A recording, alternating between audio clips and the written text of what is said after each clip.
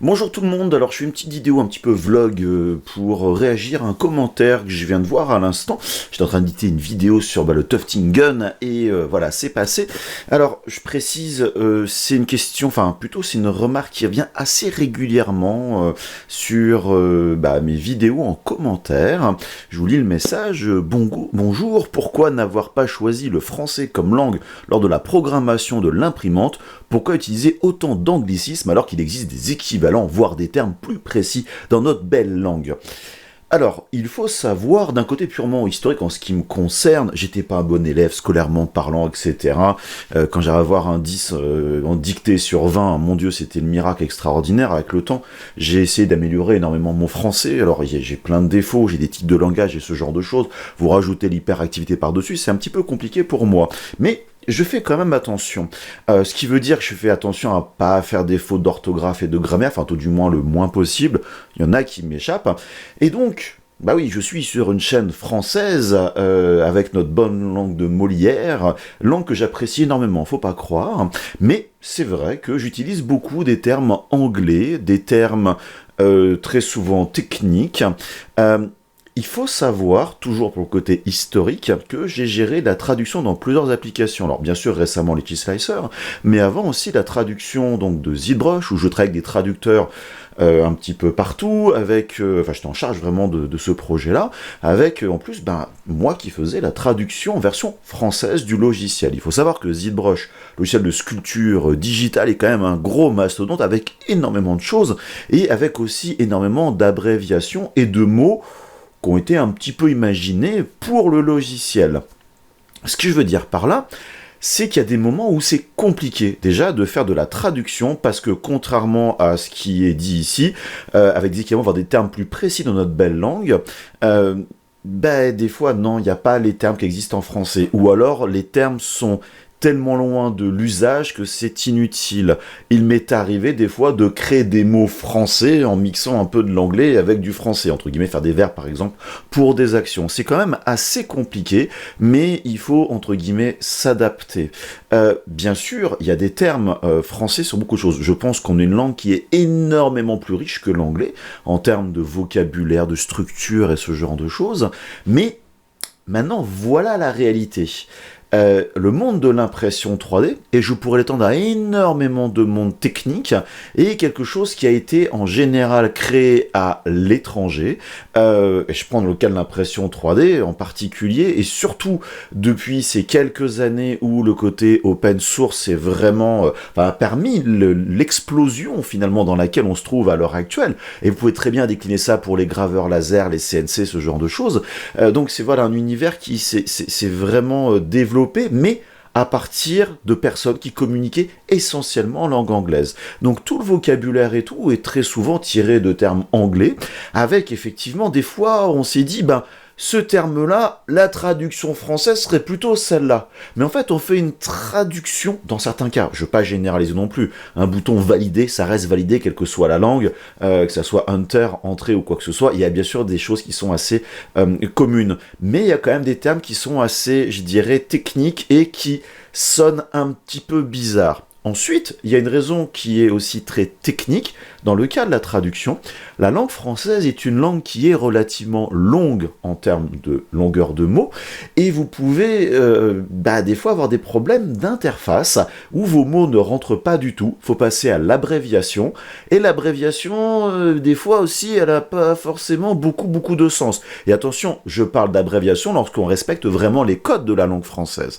Ce qui fait que c'est assez difficile. Et je vous parle même pas de la langue allemande, qui était vraiment un calvaire pour faire rentrer dans l'interface. Bref, pour dire qu'il y a pas mal des fois de raisons techniques ou de raisons historiques pour laquelle on a des traductions qui... Et donc maintenant, je continue un peu dans ce commentaire, et je précise ce commentaire, je le prends pas mal du tout, hein, j'explique vraiment le pourquoi du comment. Des fois, les traductions, elles sont très mauvaises, tout simplement, dans les machines. Alors, je veux pas généraliser dans toutes les machines, là, c'était pour une imprimante de marque chinoise, il y a des marques qui sont plus attentives que d'autres, mais il y a des marques, je suis désolé, le français, il est imbitable, possible, et il a même tendance à induire en erreur avec des mauvaises traductions.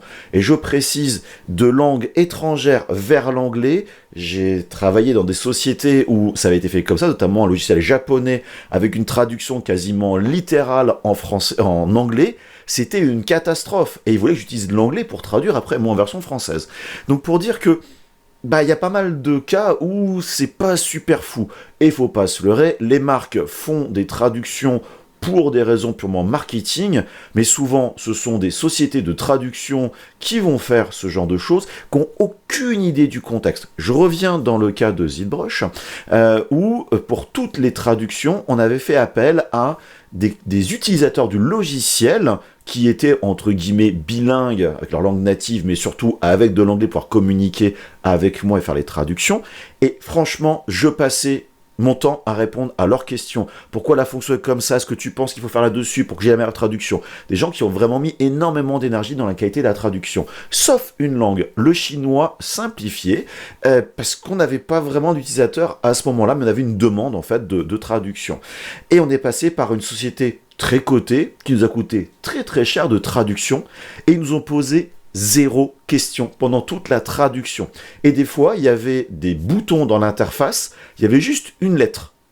Bah oui, mais si on ne sait pas ce que ça veut dire, traduire une lettre, on peut la traduire.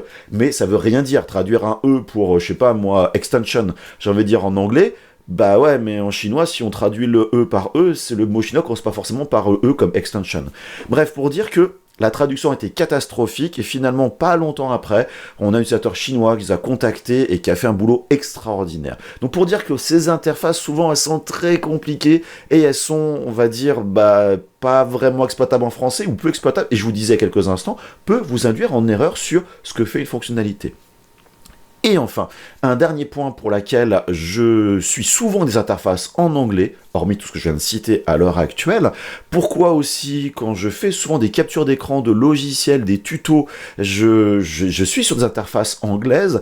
La raison est très très simple, je passe mon temps continuellement à mater des tutos à droite, à gauche, dans tous les sens, et mon premier réflexe est de chercher en langue anglaise les tutoriaux. Il y a une masse de contenu qui est énormément plus importante que la langue française, parce que le marché anglo-saxon est beaucoup plus large, et il y a plein de gens étrangers qui font du contenu en anglais. Il y aurait que moi, et j'aurais un anglais, mon accent serait un petit peu meilleur, je pense que je passerais presque plus de temps à faire des tutos ou des vidéos en langue anglaise pour ma chaîne anglaise qui est en train de vivoter comme elle peut, de survivre si on peut te dire, j'ai envie de dire, mais voilà, pour dire que je baigne dans l'anglais au quotidien. J'ai une question sur un logiciel, mon premier réflexe n'est pas de la poser en français, c'est de la poser en anglais à Google, etc. Il n'y a que ChatGPT où je le fais en français en règle générale. Mais pour dire que tous ces éléments-là font que je reste en anglais et j'ai ce réflexe de l'anglais. Et surtout quand je vois, et là c'est pas, je comprends ces personnes-là, donc c'est pas une critique, on va dire négative ce que je vais dire, mais le nombre de fois où les gens disent ah mais moi j'ai cherché, j'ai pas trouvé. Bah oui, tu as cherché en français et de faire l'effort, et ça demande l'effort pour des gens qui n'ont pas du tout les compétences en anglais, j'en ai bien conscience, mais de chercher en anglais et là tout de suite il y a des réponses. Ou alors il y a très peu de réponses en langue française, beaucoup plus en langue anglaise. Et ça en fait de pas, je dirais, pas maîtriser, mais de pas avoir une connaissance minimum en anglais dans ce monde de la technologie actuelle, et quels que soient les domaines de la technologie actuelle, peut être, selon moi, et ça n'engage que moi cet avis, un frein gigantesque à votre évolution dans ces mondes créatifs, ces mondes technologiques. Que ça soit échanger avec les marques, mais même le support technique. Alors, je ne veux pas dire le contraire. Le support technique, dans tous ces marques que l'on utilise dans l'impression 3D, les graveurs laser et tout, ce ne sont que des marques chinoises. Mis à part Prusa, qui est une marque tchèque, avec un support aussi en français qui existe, mais toutes les autres marques, vous allez ramer au support. Si vous essayez de passer par du français, ça va être traduit automatiquement. Alors, maintenant, on a de la chance, l'IA fait des traductions excellentes, mais c'est pas encore ça, c'est pas encore naturel. Donc, pour dire que le français, je dis, c'est une langue vraiment que j'adore, mais dans le monde dans lequel on est à l'heure actuelle, c'est globalement, et c'est pareil, ça n'engage encore que moi, mais pour moi, c'est globalement un frein à avancer dans ce monde aussi extraordinaire qui est la création digitale et ce genre de choses.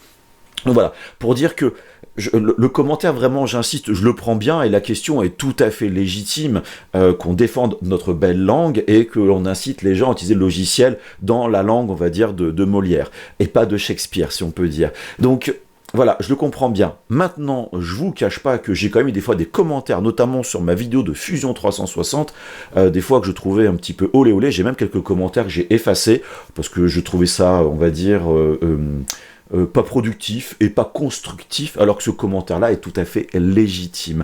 Voilà, comme par exemple des gens, et je vous le dis dès maintenant, il y a un commentaire aujourd'hui qui a été posté, j'ai 2 commentaires sur la langue française, où j'ai fait une short sur la gravure UV directement dans un cube, enfin un côté holographique, et quelqu'un m'a repris parce que j'ai dû dire une voie lactée et pas la voie lactée, ou alors on aurait pu dire la constellation, une constellation, enfin des trucs, j'ai envie de dire, mais passez votre temps à faire des choses plus constructives qui vont faire avancer les choses que me reprendre sur un mot que je pourrais prendre de travers.